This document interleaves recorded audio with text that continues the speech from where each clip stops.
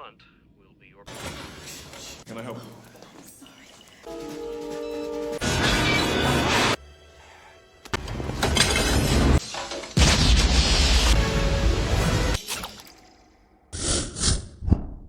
Halo semua, Infoin Yuk hadir lagi dengan beberapa video review alur cerita berbagai perfilman.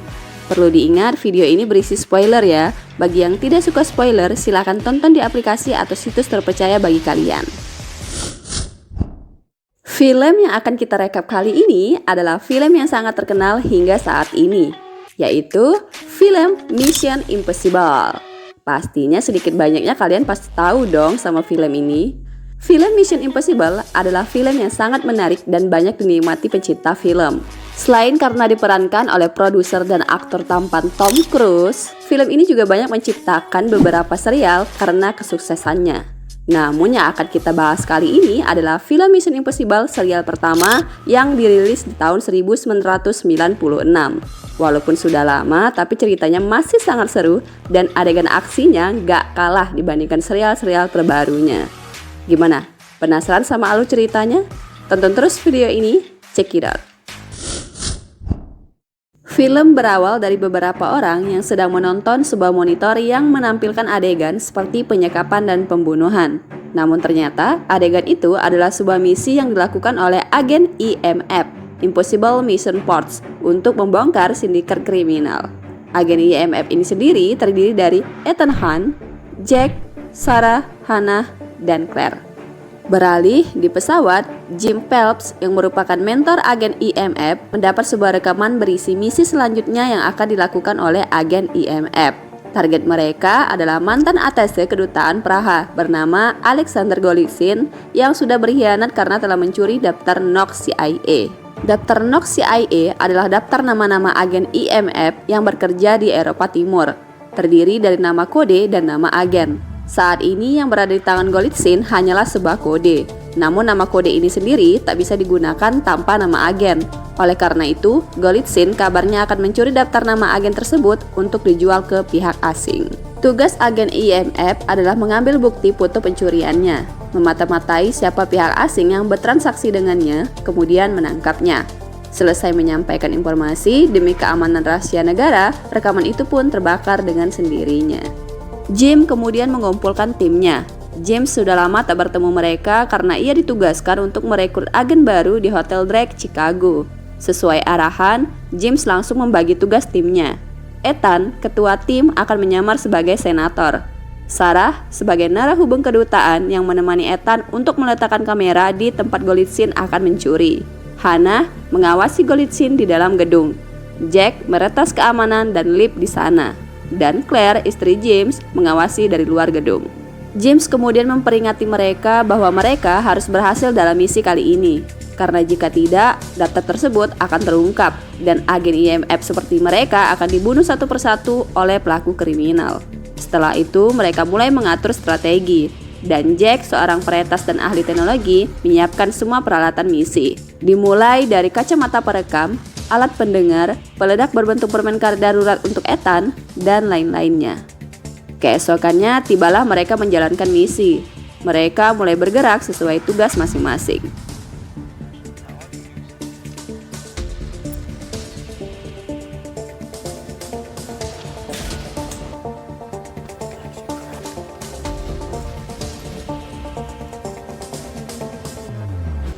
Meski mengalami sedikit kesulitan karena Jack hampir gagal mengakses keamanan di sana, mereka masih tetap berhasil merekam kejahatan Golitsyn. Setelah selesai mendapatkan rekaman, Ethan dan Sarah pergi keluar untuk memata-matai Golitsyn bertransaksi. Begitupun Hannah yang sudah menyelesaikan tugasnya menuju ke mobil. Namun Jack yang masih di atas lift mengalami masalah. Tiba-tiba lift tersebut tak bisa diretas dan bergerak otomatis. Jim yang mengontrol mereka dari tempat lain berusaha menolong, namun lift itu sudah tak terkontrol lagi dan seketika Jack pun tewas di tempat. Jim kemudian pergi untuk menemui mereka, namun ia merasa ada yang mengikutinya. Jim pun menyuruh agen untuk membatalkan misinya, namun Ethan tak menurutinya karena ia tak ingin data itu sampai ke tangan yang salah. Ia pun menyuruh Sarah untuk mengikuti Golitsyn dan ia akan menjemput Jim. Mereka pun terpencar. Hannah masih di luar menuju ke mobil, Sarah mengikuti Golitsyn, Ethan menemui Jim, dan Claire masih di mobil. Jim menyuruh mereka untuk menghentikan komunikasi radio karena mereka akan terlacak. Tiba-tiba jam kamera perekam Ethan berbunyi. Ia melihat seseorang mengarahkan tembakan ke Jim, dan tangan Jim penuh akan darah. Dengan cepat, Ethan berlari menghampiri Jim, namun terlambat, Jim sudah jatuh ke sungai. Ethan mulai yakin sepertinya ini adalah jebakan untuk timnya. Ia kemudian menghubungi Sarah untuk berhenti mengikuti Golitsyn. Namun karena alat komunikasi mereka dihentikan, Sarah masih tetap mengikuti target. Hannah pun sudah sampai di mobil. Tak disangka, mobil tersebut tiba-tiba meledak dan Ethan menyaksikan itu semua. Ethan terus berlari sekuat tenaga menghampiri Sarah. Namun sayang, ia tak berhasil menyelamatkan Sarah. Sarah ditusuk oleh seseorang yang telah lebih dulu membunuh Golitsyn. Dan data itu pun sudah tak ada lagi pada Golitsyn.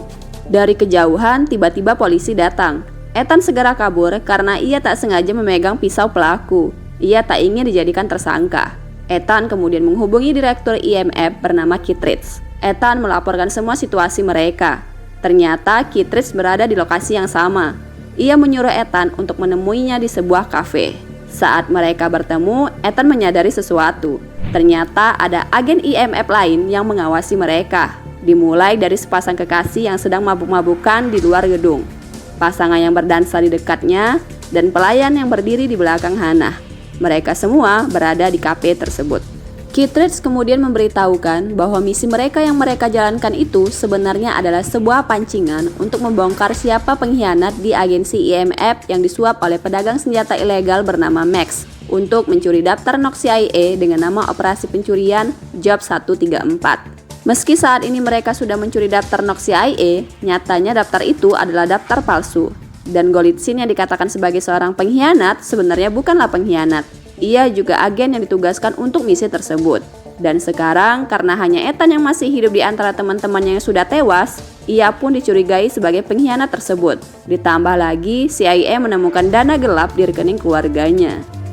Ethan yang sudah kalut karena kematian timnya pun bertambah emosi dan mengeluarkan permen karet bom pemberian Jack, memecahkan akuarium, lalu ia pun kabur dari kafe tersebut. Ethan kemudian pergi ke markas sementara mereka. Ia memecahkan kaca lampu dan menaburkannya ke lantai untuk mengetahui siapa tahu ada penyusup yang datang. Di markas, Ethan mencoba mencari informasi tentang Job 134 dan Max, namun ia tak menemukannya. Hampir menyerah, Ethan kemudian tak sengaja melihat sebuah Alkitab di depan matanya. Ia pun teringat akan Job 134 tersebut yang mengacu pada Ayub ayat 314. Ethan kemudian mengirim pesan email pada Max dengan mengatasnamakan Ayub, dengan pesan bahwa barang yang mereka curi sudah terkontaminasi. Ia ingin segera bertemu dengan Max, lalu diakhiri dengan isi Ayub ayat 314 di akhir pesannya. Ia terus mengirim pesan pada Max hingga ia kelelahan dan mulai berhalusinasi tentang Jim. Namun ternyata itu adalah Claire yang juga selamat dalam insiden itu. Ethan meragukan Claire bersekongkol dengan seseorang karena ia yakin Claire saat itu berada di mobil dan sudah tewas bersama Sarah. Namun nyatanya Claire saat itu melihat Ethan, kemudian mengikutinya. Itulah kenapa ia tak tewas dalam peledakan mobil itu. Claire juga tak tahu bahwa suaminya Jim sudah tewas. Claire terlihat sangat terpukul. Melihat Claire seperti itu, Ethan kasihan dan mulai percaya bahwa Claire bukan suruhan seseorang.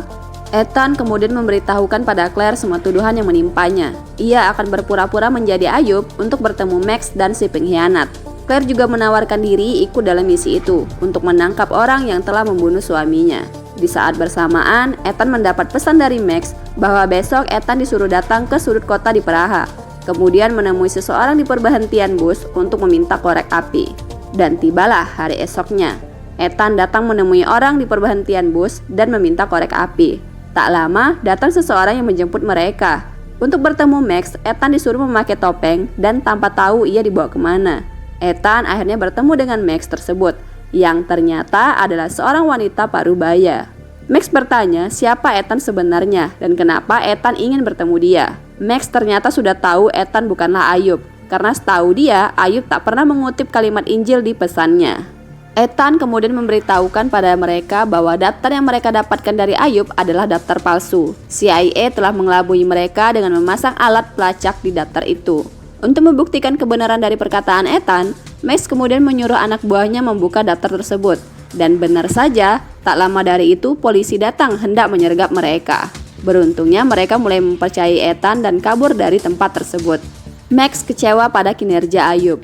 Ethan memanfaatkan itu.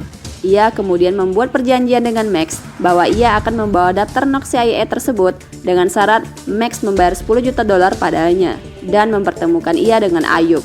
Dengan kesepakatan itu, bersama Claire, Ethan mulai merekrut agen tambahan yang dibutuhkan untuk melancarkan aksinya. Mereka adalah Luther, seorang ahli teknologi, dan Krieger, seorang pilot. Mereka berdua merupakan agen IMF yang sudah dibekukan. Ethan lalu menjelaskan misi mereka adalah menyalin data informasi di markas besar CIA.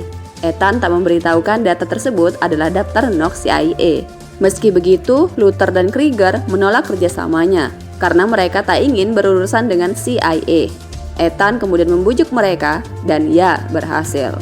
Ethan menjelaskan kembali bagaimana sistem pengamanan tempat penyimpanan data tersebut yang terbuat dari baja dan hanya dimasuki oleh satu orang bernama William Downlow.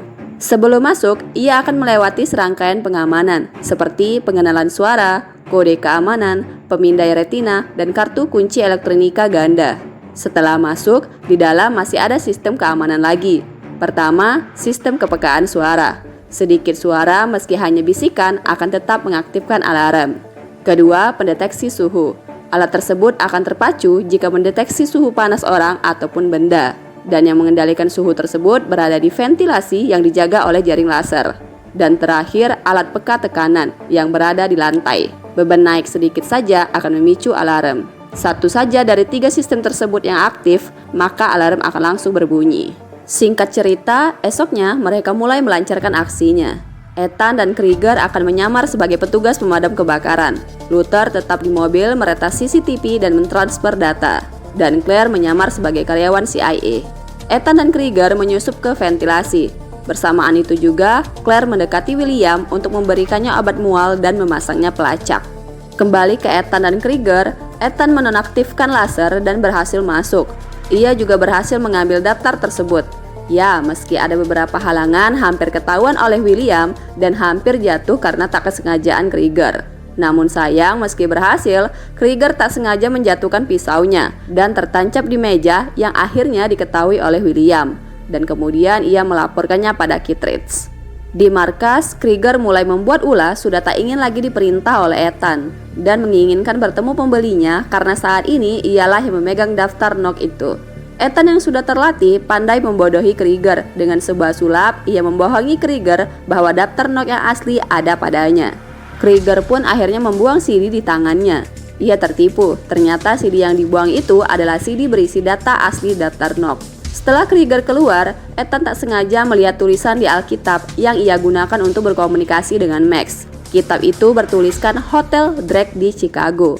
Ethan mulai teringat perkataan Jim yang mengatakan bahwa ia merekrut agen baru di tempat tersebut. Ia mulai menerka-nerka apakah Jim pengkhianat itu dan apa Claire juga pengkhianat. Ethan kemudian memberikan daftar NOC pada Luther. Ia merasa hanya Luther lah yang dapat ia percayai. Di TV tiba-tiba tersiarkan berita tentang penangkapan ibu Ethan dan pamannya.